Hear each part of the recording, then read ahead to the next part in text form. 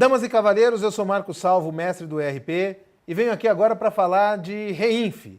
E eu venho para falar a respeito das perguntas que eu sempre ouço em todos os lugares onde eu vou. São perguntas recorrentes e são perguntas que eu acho que podem ajudar você a solucionar algumas das questões que você tem em relação ao REINF.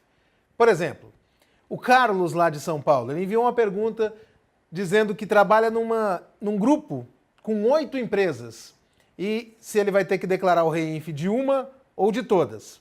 Carlos, assim como no E-Social, no caso do REINF, a declaração é feita por empresa matriz. Então, se entre os CNPJs do seu grupo existe uma matriz e 7 filiais, você vai fazer uma única declaração.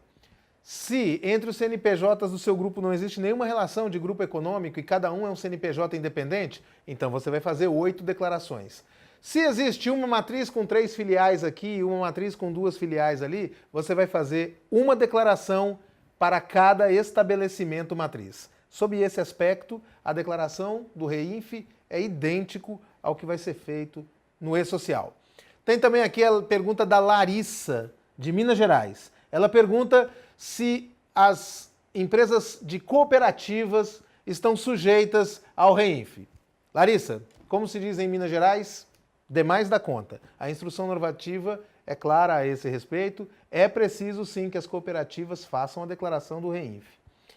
A Priscila, da Bahia, pergunta se entidades beneficentes, ONGs e instituições sem fins lucrativos estão sujeitas ao REINF.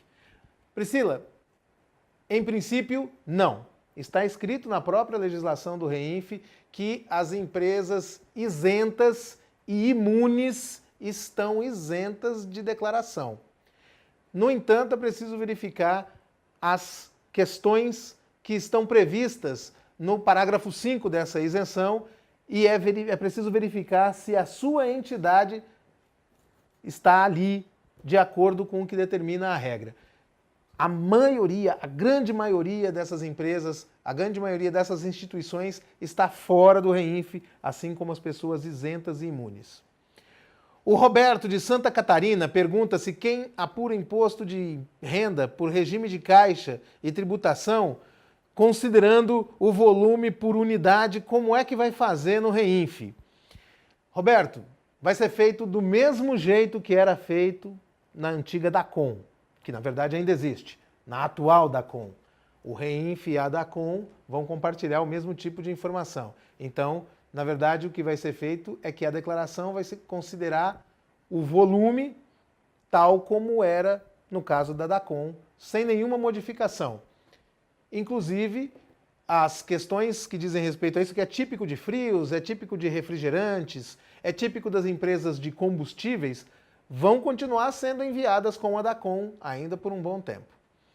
E, aliás, essa é a pergunta da Bruna, de Minas Gerais.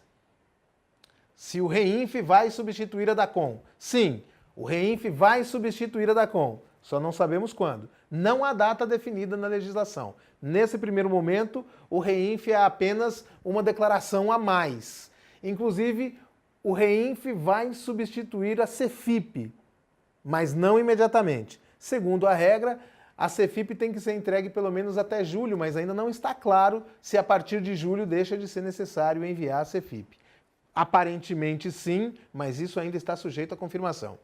E por fim, temos aqui a pergunta da Bruna, de Minas Gerais também, perguntando sobre as empresas se as empresas que fazem a declaração de lucro presumido, se estão sujeitas ao REINF. Sim, porque ainda que seja sujeita ao lucro presumido, as retenções podem gerar crédito para as empresas que recepcionam a sua nota fiscal e fazem parte do REINF. Normalmente não tem nenhum tipo de modificação em relação aos demais contribuintes obrigados. Damas e cavalheiros, eu sou Marco Salvo, mestre do ERP, e quero ouvir se você tiver alguma dúvida. Escreva aqui para nós, eu terei prazer em responder. Até breve.